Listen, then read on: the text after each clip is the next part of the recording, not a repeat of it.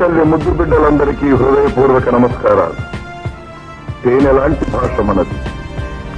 నన్నయ్య శ్రీకారంతో, తిక్కయ్య నుడికారంతో, ఎర్రయ్య అలంకారంతో త్రిలింగ దేశానికి కలహంసలా, కలకంఠిలా, కలకలలాడే కమనీయమైన భాష మన తెలుగు భాష పుట్టింది.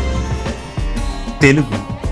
నేను తెలుగు అని చెప్పడం నాకు చాలా గర్వంగా ఉంటుంది. తెలుగు అంటే కేవలం భాష కాదు, 3000 సంవత్సరాల చరిత్ర గల మధుర గేయం. తెలుగులో ప్రతి అక్షరం మన సంస్కృతిని, చరిత్రను, వారసత్వాన్ని చాటుతుంది. ప్రతి అక్షరంలో సంగీతాన్ని నింపుకున్న భాష తెలుగు భాష. ప్రపంచంలోని అత్యంత అందమైన భాషల్లో తెలుగు ఒకటని మీకు తెలుసా?